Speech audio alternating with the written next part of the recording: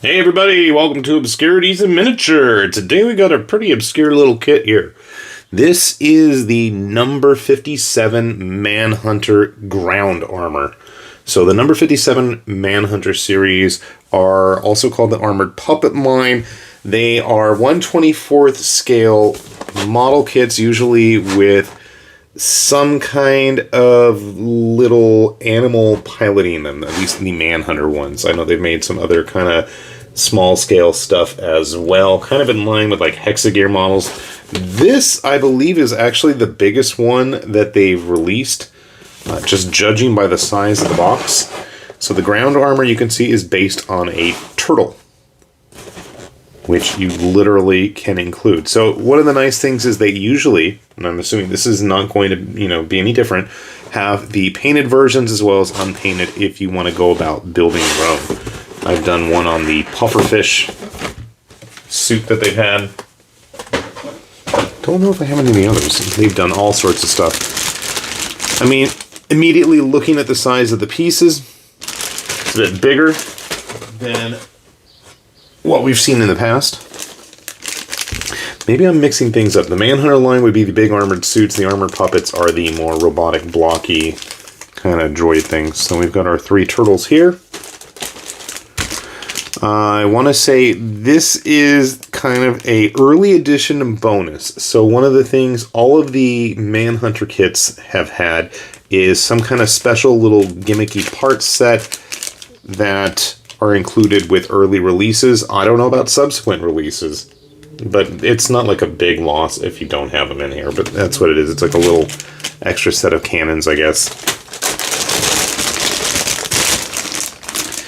And yeah, piece-wise, this looks significantly larger than what we've experienced in the past. And as I was mentioning, you do have paintable versions of the turtles as well. Interesting to see, we have quite a selection of water slide decals. I actually have been kind of enjoying putting them on kits lately. Maybe I will do the same for this one. I mean, just looking at the size of the pieces, this does not look to be all that challenging. And random packing stuff. Okay. Doesn't look too complex. Taking a look at the goodies here. As always, we get a quick part breakdown. Interestingly enough, it's nice to see that we have trilingual directions in both English, Chinese, and Japanese. So obviously they know where their markets are.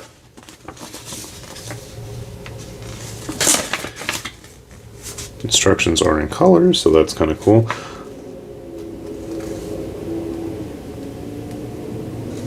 Interesting that the leg gimmicks have little cannons or something in there. Go all heavy arm style. I mean, it looks pretty straightforward. It's, a humanoid upright model. It's not like I haven't built a million of these anyways. So I'm not too sussed about getting it put together. Looks kind of different and fun, so I'm looking forward to it. I will show you the results in just a sec, so if you want to find out how it looks, sit tight. Alright, we got our turtle all put together here, and I gotta say, I am quite pleased with him and how he turned out. There's some serious bulk to this model. I've built a couple of the other number 57 Manhunter kits. I've posted a couple of the other number 57 Manhunter kits. But of the series that I've built so far, I gotta say, this guy's probably got the nicest heft to him. Obviously, being that he's a big, thick, bulky turtle is probably part of the help. You'll notice he's got his extra little cannons. That was like the bonus thing here. You do have to take them off. There's a cool little thruster function. You can see, but what's neat is it has the vents come in and out there. It's just a fun little gimmick. There's a lot of opening parts on him, actually. I'm not going to sit here and mess with them all myself on camera because it's going to be kind of awkward and not that interesting. But suffice it to say, he's got like a cannon in his belly, in his knees. These cannons on his forearms can flip around. The blades extend out. The whole shell can open up to accommodate the turtles. And I don't know where I put my painted ones. I've got the unpainted one sitting here still, which does nobody any good at all, and I don't intend to paint them because I will do a terrible job. But, I mean, the articulation, the overall build quality was quite nice, and you'll see that I actually, actually all of the decals were actually put on him, except something, oh no, I thought I had one of them coming off on his tail. No, it's just the angle of the tail itself. Thankfully, the tail had no wires in it. I can't stand them. I mean, it's just a nice, solid kit. My only real worry is with his feet, and that's been a concern with all of the Manhunter subline of number 57 kits at this point. Some of them have been worse about their ability to stay upright than others. This is another one from the series, their dinosaur fossil one. I don't know where I put my shark or my fish one. Good question. So, I mean, they do stay upright, and I mean, since it's plastic on plastic joints, that's always got me kind of wary, being that I grew up building these things, and, you know, I'm used to polycaps and stuff. But so far, so good. I've had a couple of these kits for a few years now, and I haven't had any real issues, so hopefully things stay that way.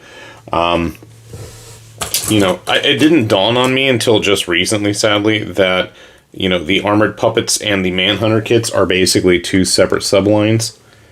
This being one of the Armored Puppets, Isis, and then obviously the Manhunter here.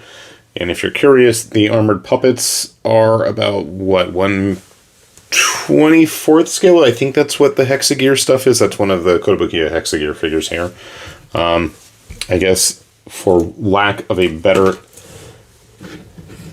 comparison, the current Wataru models would be a good size suggestion if you're looking for something to compare it to, or maybe like one of the 30-minute mission figures I just happen to have laying around.